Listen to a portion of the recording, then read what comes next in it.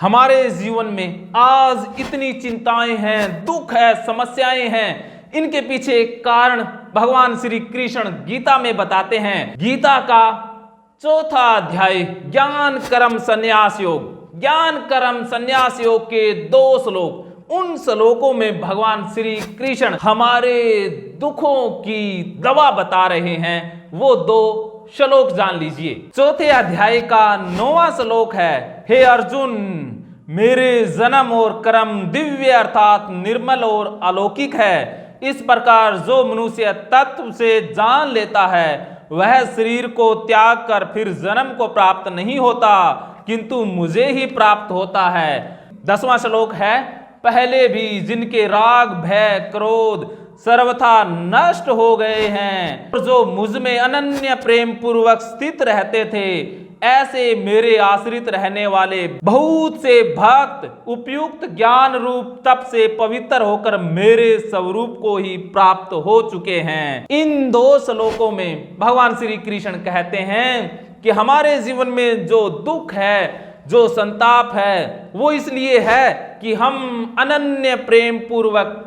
भगवान में स्थित नहीं हैं। जो ज्ञान रूप से, जो तत्व रूप से ये जान लेता है कि सब कुछ मैं ही हूं, मेरे प्रति जो समर्पित हो जाता है, जो मुझे तत्व से जान लेता है कि सब कुछ कृष्ण ही है, सब में कृष्ण चेतना है, फिर वो शरीर को त्याग कर दोबारा जन्म नहीं लेते, अर्थात उसके दुख फिर बार बार जन्म नहीं लेते। जैसे हमारे अंदर जो चिंता है, कल की चिंता है, फल की चिंता है, वही चिंता फिर हमारे लिए कारण बन जाती है अगली चिंता का। तो हमारे दुख ही दुख को बढ़ा देते हैं, चिंताएं चिंताओं को बढ़ा देती है, परेशानी परेशानी को बढ़ा देती है। तो हमारे अंदर संचित दुख, संचित चिंताओं का भंडार है और वो भंडार बड़ा होता रहता है। तो भगवान श्री कृष्ण कहते हैं कि जो तत्व से जान लेता है उसका जन्म नहीं होता,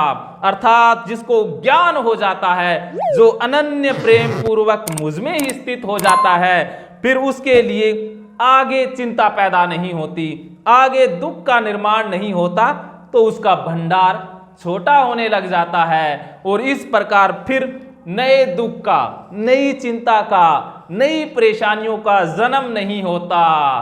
तो ये सार है इन 2 श्लोकों का, और ये सार है इन 2 श्लोकों का। और हमारे लिए सीख यही है कि हम अनन्य प्रेम पूर्वक भगवान में स्थित हो जाएं, ज्ञान रूप से, तत्व रूप से जान लें कि परेशानी ही परेशानी को बढ़ाती है। तो हमने परेशानी से परेशानी को बढ़ाना बंद कर देना है, परमात्मा में स्थित हो जाना है, फिर दुखों का जन्म नहीं होगा।